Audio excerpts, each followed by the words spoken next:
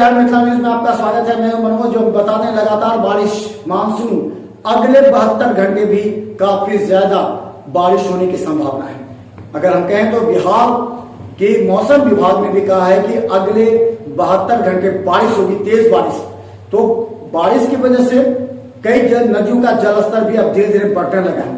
अगर यही रफ्तार रही तो इस बात से इनकार नहीं किया सकता है कि 3 दिनों के बाद, जैसा कि अलर्ट किया गया कि 3 दिन बारिश होगी, तो बिहार की कई नदियों का जलस्तर बढ़ेगा और खासकर मिथिलांचल का क्षेत्र मधुबनी और दरभंगा बाढ़ प्रभावित होगा। हालांकि जल संसाधन मंत्री संजय झा लगातार सभी तटबंध का निरीक्षण कर चुके हैं। कई जगह खामियां थी तो उसको भी निर्देश दिए हैं। दोनों जिलाधिकारी, दरभंगा मधुबनी के जिलाधिकारी लगातार कार्य कर रहे हैं। बांध के मरम्मती उच्चीकरण के लिए भी कार्य किया जा रहा है। तो लगातार बारिश होगी, लेकिन इस बारिश से दरभंगा शहर की हम झलकियां दिखाते हैं।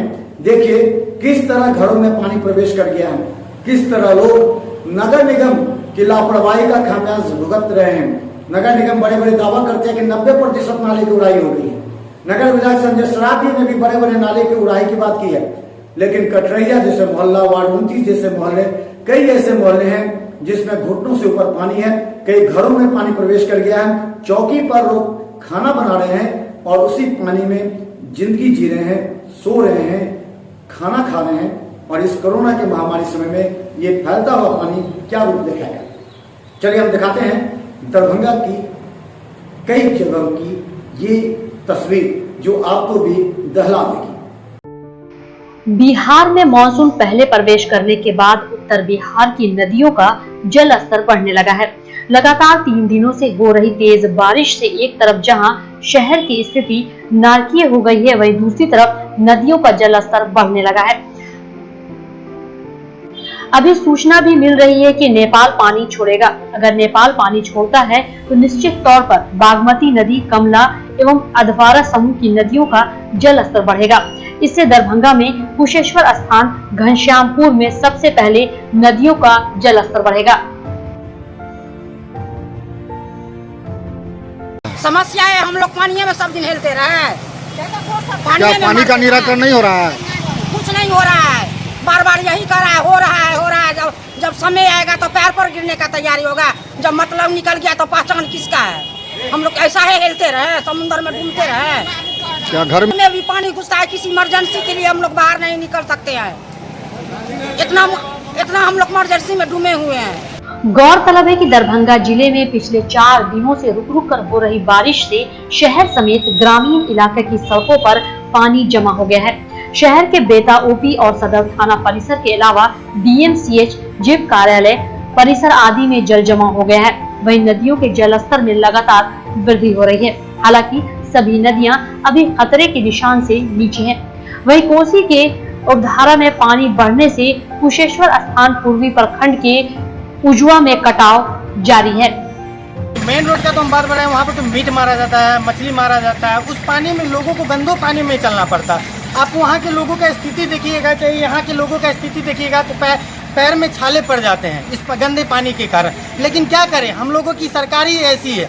हम लोगों को लगता है कि व्यवस्था किसी काम की नहीं है, सरकार पे भरोसा नहीं है। विधायक एक झूठा आश्वासन देते हैं। हमारे जो वार्ड पार्षद है वो मरे पड़े हुए हैं। सांसद आज तक इस मोहल्ला में कदम नहीं रखे हैं। ये व्यवस्था है यहाँ की। नहीं, देखिए रास्ता तो चालू है, लेकिन लगातार बारिश होने पर या पानी जल जमाव रहती है, वहाँ से पानी निकला जाता है, लेकिन उस रास्ता का भी हम लोगों को सॉल्यूशन नहीं मिला। 25 लाख रुपया के करीब में वो नाला निर्माण किया गया।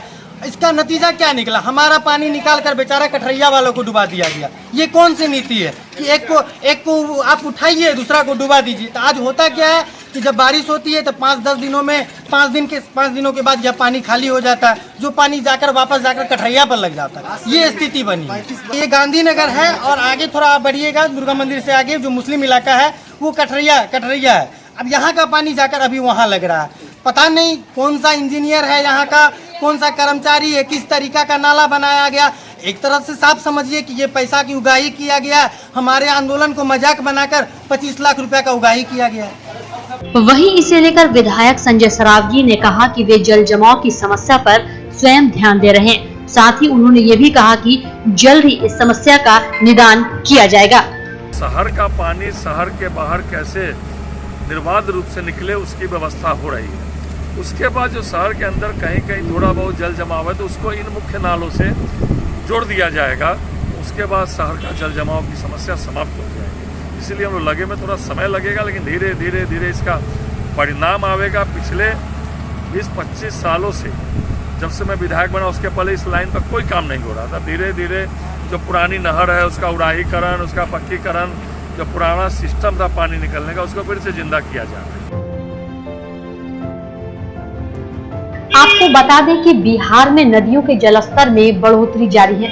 नेपाल का पानी पहुंचने से यह तबाही का रूप लेने लगेगा। वहीं मौसम विभाग ने अगले 18 जून तक राज्य के 11 जिले के लिए भारी बारिश का रेड अलर्ट जारी किया है। 13 जिले के लिए ऑरेंज अलर्ट और बाकी के लिए येलो अलर्ट है। मौसम विभाग ने लोगों को खुले स्थान, मैदान, आम और लीची के बागान में नहीं रहने की अपील भी जारी की है। यहाँ पर बिजली गिरने की आशंका ज्यादा है। वहीं आपको बता दें कि रेड अलर्ट वाले जिले में उत्तर पश्चिम बिहार के पश्चिम चंपारण, सीवान, सारण, पूर्वी चंपारण और गोपालगंज के अलावा दक्षिण मध्य बिहार के पटना, गया, नालंदा, नवादा, बेगूसराय और लखीसराय शामिल हैं। यहाँ वज्रपात के साथ ज्यादा बारिश की आशंका जताई गई है। इस वजह से लोगों को घर से कम निकलने की भी अपील की गई है। वहीं दक्षिण पश्चिम बिहार और दक्षिण पूर्व बिहार के जिलों के लिए ऑरेंज अलर्ट जारी किया गया है। इन जिलों में बक्सर, भोजपुर, रोहतास, भभुआ, औरंगाबाद, जहानाबाद, अरवल, कटिहार, भागलपुर, बांका, जमुई, मुंगेर और खगड़िया में सावधान रहने की हिदायत दी गई है। इन जिले में भारी बारिश होने की संभावना जताई गई है। वहीं अन्य जिले के लिए येलो अलर्ट जारी किया गया है। इन जिले में बारिश होगी पर इतनी तेज नहीं होगी।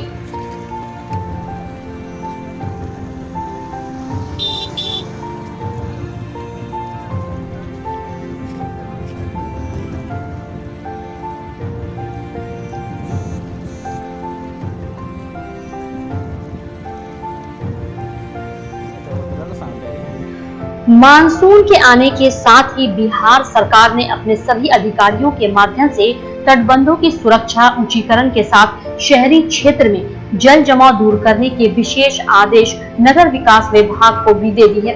क्योंकि अभी जिला प्रशासन के समक्ष दो तरह की चुनौतियां हैं। एक, कोरोना से उबरने के बाद ग्रामीण परिवेश में रह रहे निचले इलाके के लोगों को बाढ़ से सुरक्षित करना और दूसरा, शहरी क्षेत्र में रह रहे लोगों को भी जल जमाव से दूर करना।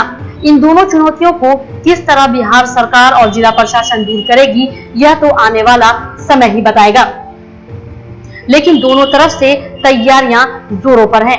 इसके साथ ही पिछले वर्ष की तरह बाढ़ को लेकर लोगों में भय व्याप्त है। Bureau report, Bihar Mithila news, Darbhanga.